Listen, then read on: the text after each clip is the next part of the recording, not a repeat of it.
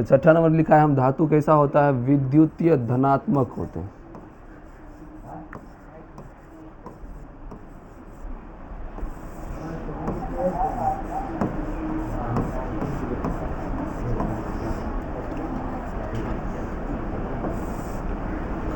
विद्युतीय धनात्मक मतलब होता है कि इस पर हमेशा धन आवेश रहता है। कैसा आवेश? धन आवेश। और धन आवेश उन तत्वों पर रहता है जिसके वाह्यतम कक्षा में इलेक्ट्रॉन अधिक होता है, आवश्यकता से अधिक होता है। 1 2 3 4 5 इलेक्ट्रॉन क्या रहता है? अधिक रहता है। ठीक है। और वो इलेक्ट्रॉन का दान कर देता है। क्या करता है?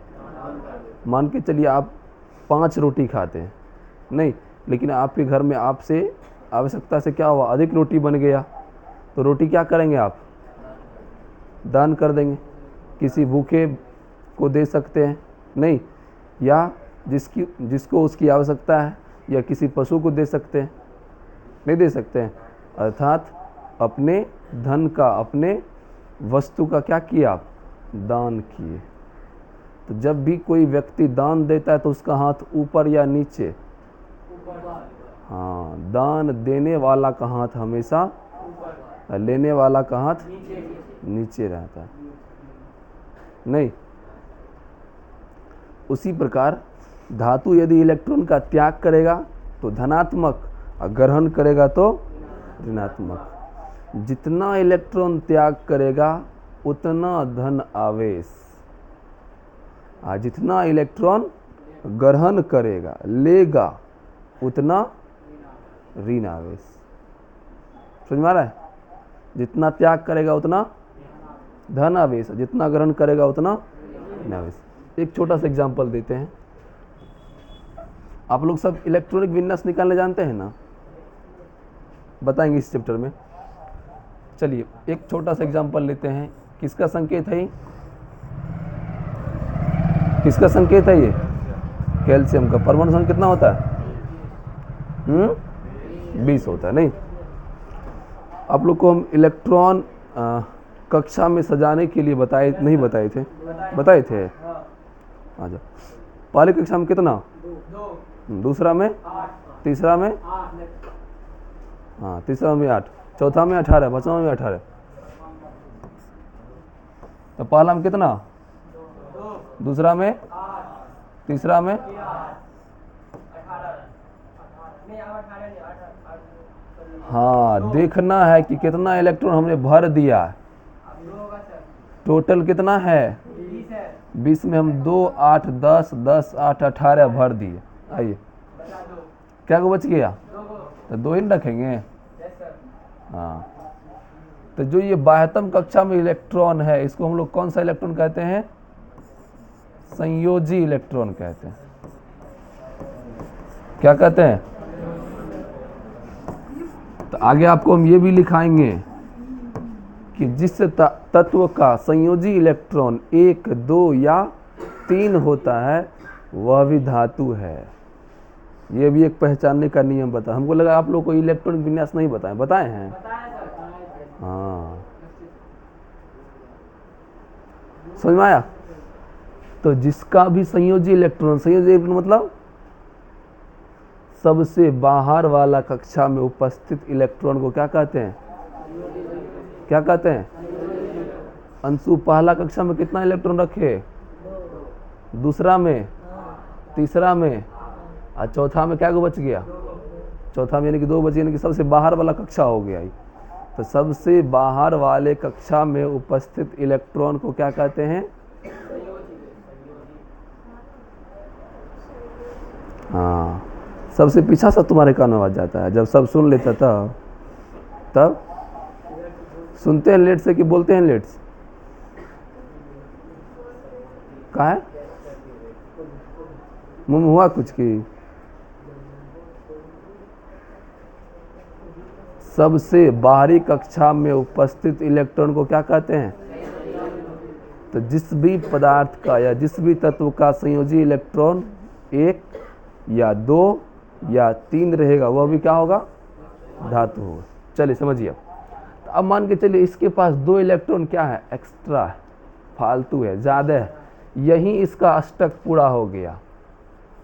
सभी तत्व चाहता है कि हमारे बाह्यतम कक्षा में कितना इलेक्ट्रॉन रहे? 8।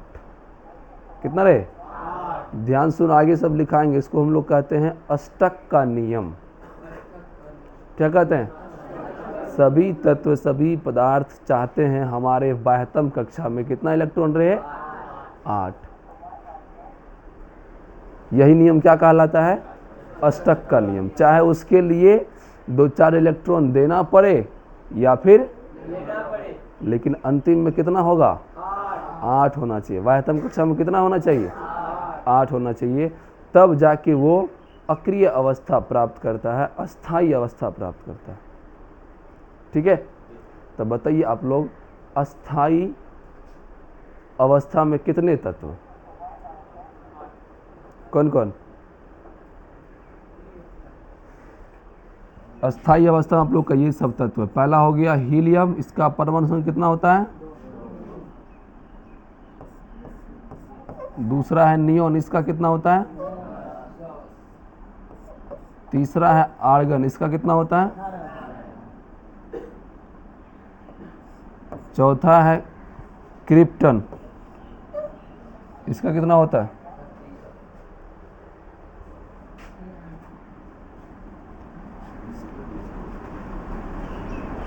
हाँ, क्रिप्टन कितना होता है? Kr। अगला है जेनॉन, किधर गए रे? ऐसा मारेंगे कि 3 वंश याद रहेगा उसको भी। जेनॉन का Xc कितना होता है? 54। रेडॉन का Rn, बोलोन कल बोले थे 1 से लेकर 100 तक 5 बार लिखने के लिए और याद करने के लिए। पट्टा उठाए भी? रेडॉन का Rn कितना होता है? अब उठाने तो रुक जाओ, चलो पहले समझो। आप 86 याद है ना? ठीक, तो 1 2 3 4 5 6, ये 6 तत्व किस अवस्था में है? अस्थाई अवस्था में है। किस अवस्था में है? और इधर जो भी तत्व हैं 108, वो सभी तत्व भी क्या चाहते हैं? हम भी इसी अस्थाई अवस्था को प्राप्त करें। क्या करें?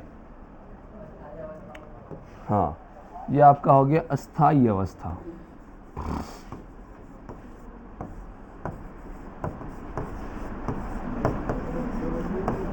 ठीक है, या इसको हम लोग अक्रिय अवस्था भी कहते हैं।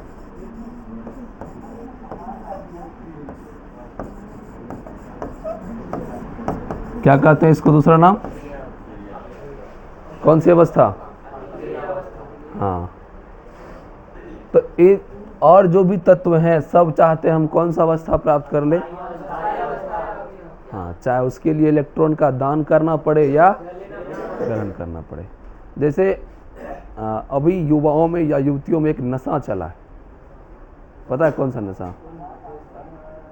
बताओ तुम लोग कुछ। पूरा इंसान बहुत ज़्यादा नशा करता है। स्माइक ना, उससे भी खतरनाक नशा होगा। प्यार नहीं है। तुम अभी यहीं तक, इसी कारण तुमको नहीं पता। उससे थोड़ा और ऊपर उठो ना, तब पता चलेगा।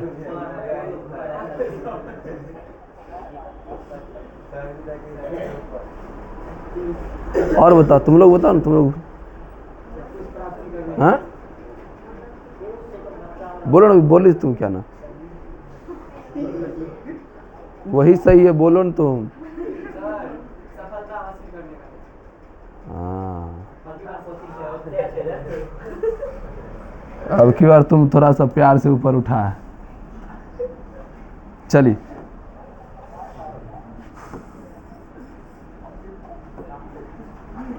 इसका नाम है जीजी।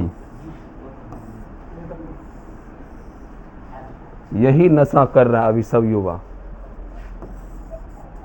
सॉरी, जीजे, जीजी नहीं, जीजे।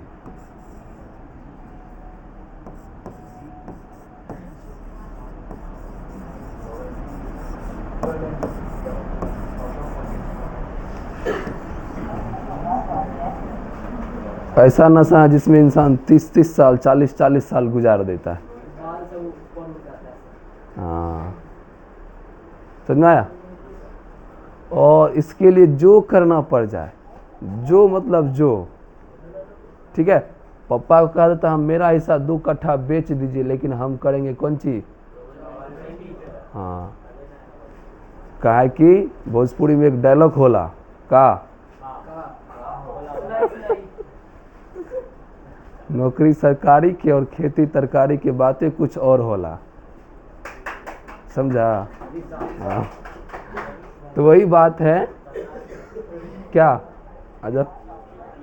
तो ये नशा क्या है? यानी कि सभी लोग इसी अवस्था को प्राप्त करना चाहते हैं, चाहे उसके लिए कुछ लेन देन करना पड़ जाए, कुछ बेचना पड़ जाए, ठीक है, या कुछ खरीदना पड़ जाए। तो उसी प्रकार ये सभी तत्व भी क्या चाहते हैं? हम कौन सा अवस्था प्राप्त कर ले? अस्थाई अवस्था या अक्रिय अवस्था। इसके लिए हमको क्या करना पड़े? इलेक्ट्रॉन का दान करना पड़े या इलेक्ट्रॉन का ग्रहण करना पड़े या दान करना पड़े। अब बताओ, कैल्शियम के आसपास के कौन लोग हैं? देख लो पहले उसका परमाणु संख्या कितना है, कितना रे? तो कैल्शियम के आसपास वाला कौन है? 2, 10, 18, 36, 54 या 86? कौन है रे? हाँ, तो मान के चलो तुम्हारे मोहल्ला में जो नौकरी कर लिया, नौकरी करके आया, तुम उसी के पास जाएगा ना, नहीं रे? कि बड़े भैया या बड़ी दीदी कैसे मेहनत किए, क्या सब करना पड़ा, नहीं, कैसा एग्ज़ाम होता है, उसके लिए कितना मेहनत करना पड़ता है। तो मान के चलिए कैल्शियम आया किसके पास? आर्गन के पास आया, कहा कि हम भी आपके जैसा सरकारी नौकरी करना चाहते हैं, अर्थात कौन सा अवस्था प्राप्त करना चाहते हैं? अस्थाई अवस्था। कहा ठीक है, मेरे पास कितना इलेक्ट्रॉन है? मेरे पास कितना परमाणु संख्या है? कितना रे? हाँ, तुमको भी 18 होना पड़ेगा। कहा ठीक है, हम क्या करेंगे? 2 इलेक्ट्रॉन किसी को दे देंगे। क्या करेंगे? 2 इलेक्ट्रॉन जो अंतिम वाला है ना, ये 2 कट्ठा बेचिए देंगे, क्या होगा? ठीक है। कहा ठीक है, बेच दो।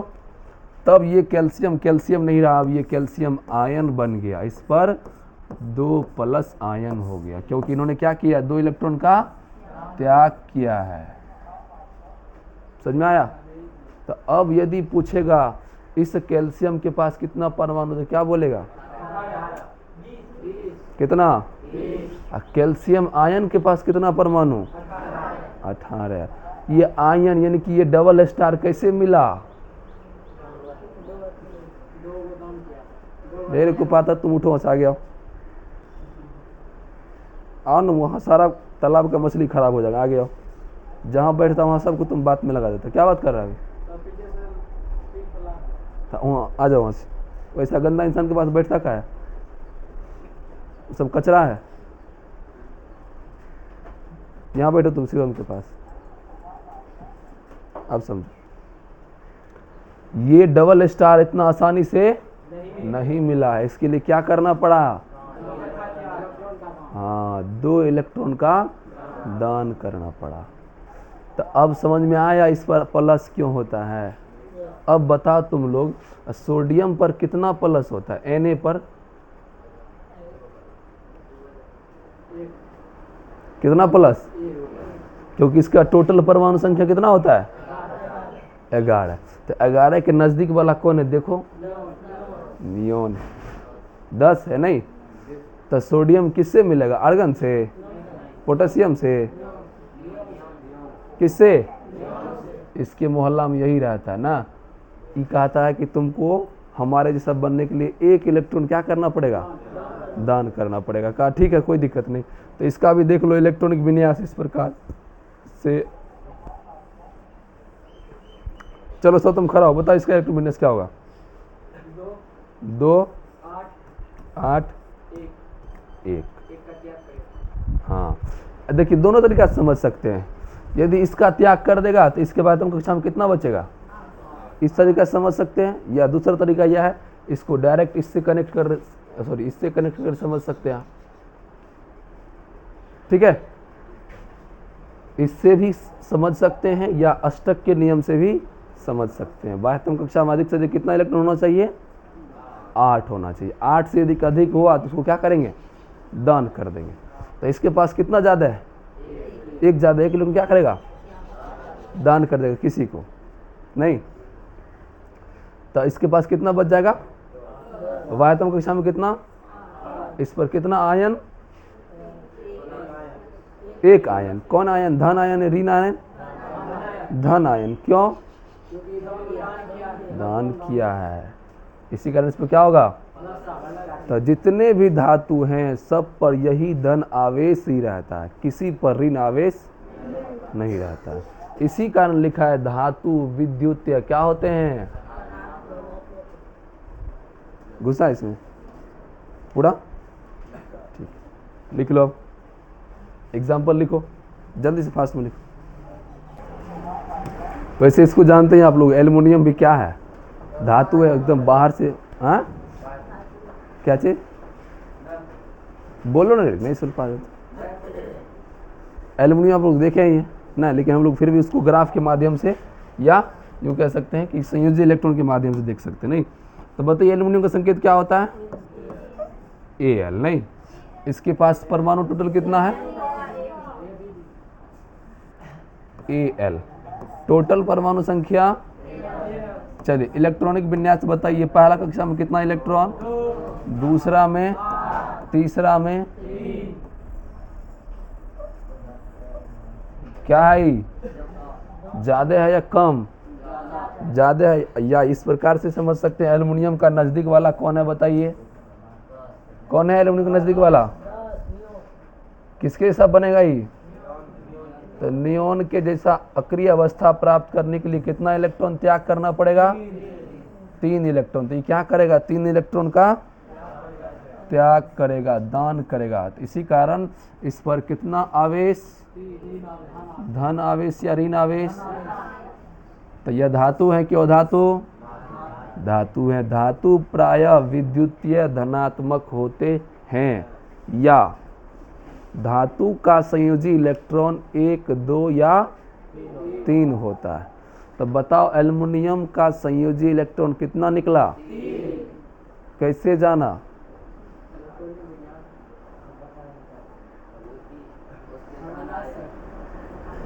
कैसे समझा 3 होगा? क्योंकि उसके बाह्यतम कक्षा में कितना इलेक्ट्रॉन है? तो जो बाह्यतम कक्षा में इलेक्ट्रॉन होता है उसी इलेक्ट्रॉन का क्या नाम है? संयोजी इलेक्ट्रॉन। इसका मतलब इसमें संयोजी इलेक्ट्रॉन की संख्या कितना है? 3 है। लिखो जल्दी से।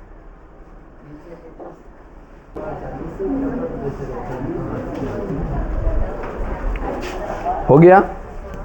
चलिए 7वां नंबर लिखिए।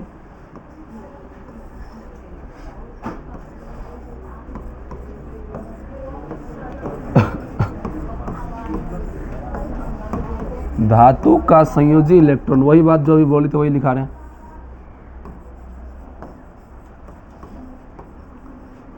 धातु का संयोजी इलेक्ट्रॉन 1, 2 या 3 होता है। 1, 2 या 3 होता है।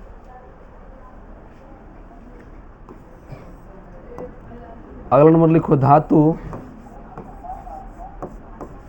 अघात वर्धन्य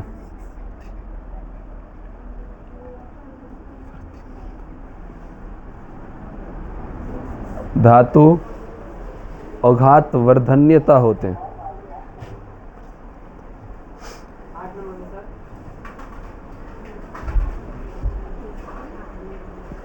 धातु अघात वर्धनीयता होते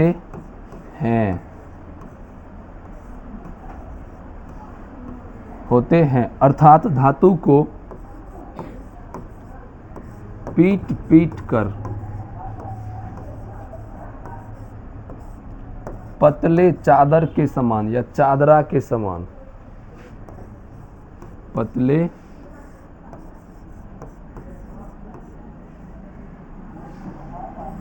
चादरा के समान बनाया जा सकता है।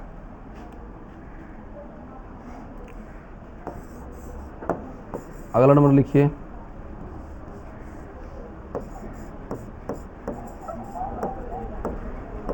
प्रायः धातु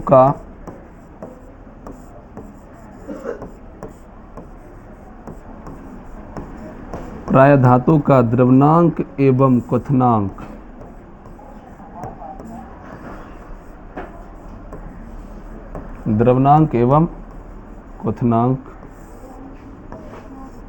कम होते हैं कि अधिक? अधिक होते हैं। उच्च या निम्न? उच्च होते हैं, हाई होते हैं।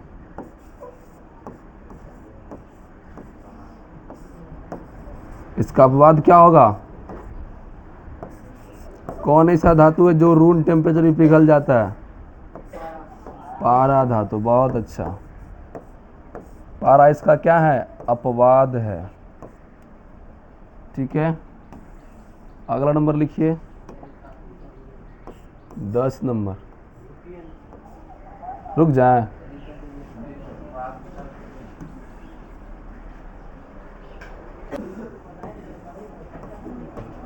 ऊष्मा एवं विद्युत का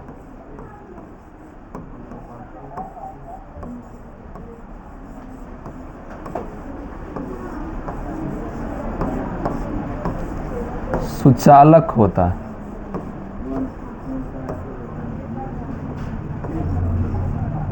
ऊष्मा एवं विद्युत का सुचालक होता है। सुचालक समझ रहे हैं? बताए थे कल। यदि मान के चलिए ये किसी धातु से बनी कोई रॉड है, छड़ है, ठीक है, यदि हम बोर्ड से कोई इलेक्ट्रिक वायर इसमें यदि क्या करते हैं, कनेक्ट करते हैं, टच करते हैं, तो इसके अंदर जो विद्युत धारा में क्या रहता है, आप लोग का फिजिक्स का चौथा चैप्टर है शायद, विद्युत धारा, उसमें बताएंगे कि विद्युत इंसान को कैसे लगता है, करंट लगता है कैसे, और करंट लगने से इंसान की मृत्यु कैसे होती है।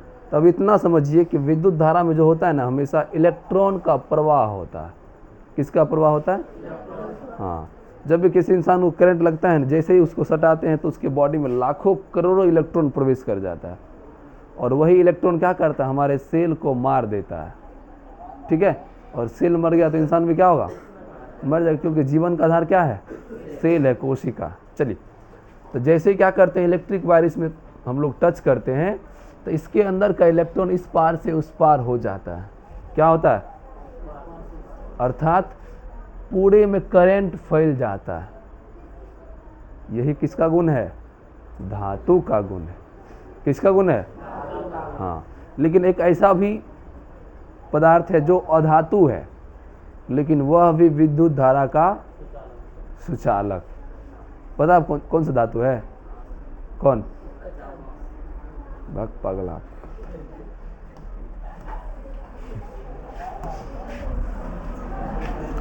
चलिए, एक ऐसा अधातु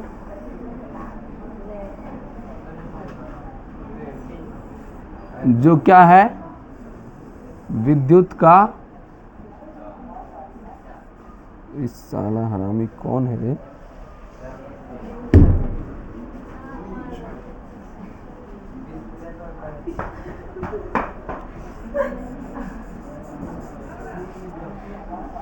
क्या ही रे, नहीं लिखा दे रहा, क्या है? हाँ, ये क्या है पहले बताओ ना तुम। पेंसिल है, और पेंसिल के अंदर जो काला पदार्थ रहता है जिससे निखार उत्पन्न होता है, किस पर? कॉपी पर। उस पदार्थ का क्या नाम है? क्या नाम है उसका? ग्रेफाइट। क्या नाम है उसका? यदि कोई तार यहाँ हम जोड़ देते हैं और इधर हम लोग पकड़ेंगे पेंसिल को, या इधर से कोई तार निकाल देंगे, तो क्या होगा, उस तार में भी क्या होगा, करंट आ जाएगा। क्या होगा? अर्थात इलेक्ट्रॉन का प्रवाह एक दिशा से दूसरी दिशा में क्या हो गया, हुआ या नहीं हुआ? हुआ। होता है। इलेक्ट्रॉन का प्रवाह अर्थात आवेश का प्रवाह अर्थात विद्युत धारा का सुचालक क्या है। लेकिन इसमें इसका मुंह कान लगता है धातुक जैसा, नहीं इसमें चमक है, नहीं ज़्यादा कठोर है, ठीक है, नहीं इसके अंदर ज़्यादा इलास्टिसिटी है। समझ में आया? हाँ, अर्थात ग्रेफाइट अधातु होते हुए भी विद्युत का क्या है, क्या है रे? हाँ, तो ये क्या हो जाएगा, अपवाद में हो जाएगा। विद्युत धारा का सबसे अच्छा चालक किसे माना जाता है? हाँ, कल ही बताए थे। कौन? चांदी। चांदी से कम कौन है? तांबा, ठीक है। और सबसे घटिया चालक लेड, सीसा जिसको कहते हैं। लेड मतलब हाँ, सबसे घटिया चालक, सबसे खराब विद्युत का चालक कौन है? और सबसे अच्छा कौन है? चांदी। और ग्रेफाइट धातु है या अधातु? अधातु। लेकिन अधातु होते हुए भी क्या है, ये विद्युत का चालक। चलो तो लिखो, क्या लिखिए, पढ़िए।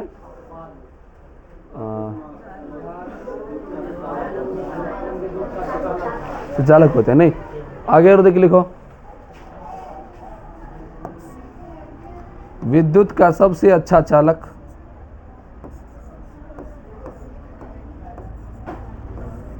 विद्युत धारा का सबसे अच्छा चालक कौन होता है? चांदी होता है।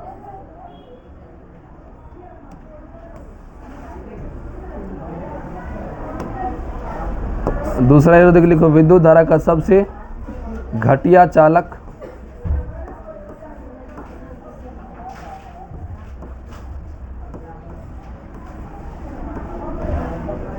विद्युत धारा का सबसे घटिया चालक लेड होता है। 11वां नंबर लिखिए।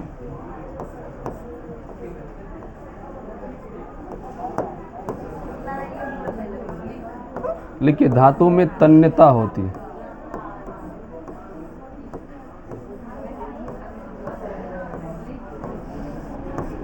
धातु में तन्यता होती है,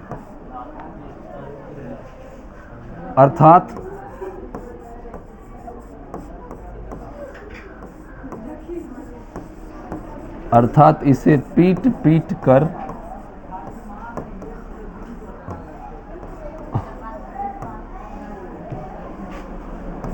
क्या कर सकते हैं? पीट पीट कर क्या कर सकते हैं?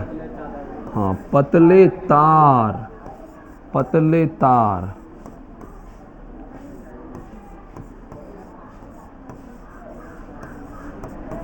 पतले तार के समान बनाया जा सकता है। पतले तार के समान क्या किया जा सकता है? बनाया जा सकता है। इसको बहुत पतला बना सकते हैं, इतना पतला कि तुमको दिखाई भी नहीं देगा। सोच सकते हैं, बाल से भी पतला। जैसे हम लिखिए,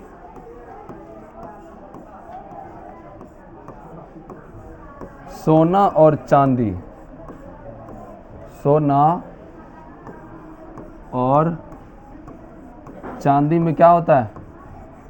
सबसे अधिक तन्यता होती है।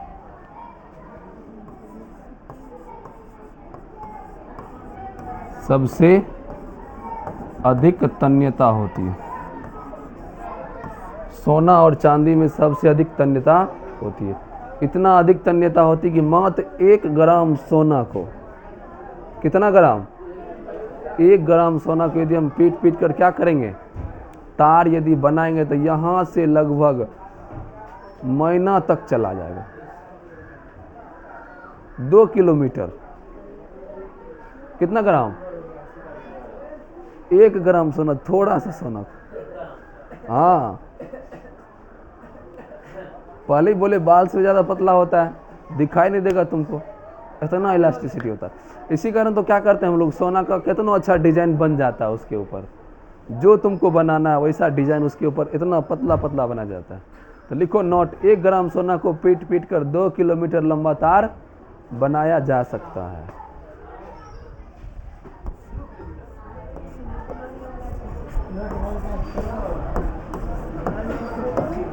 1 ग्राम सोना को पीट पीट कर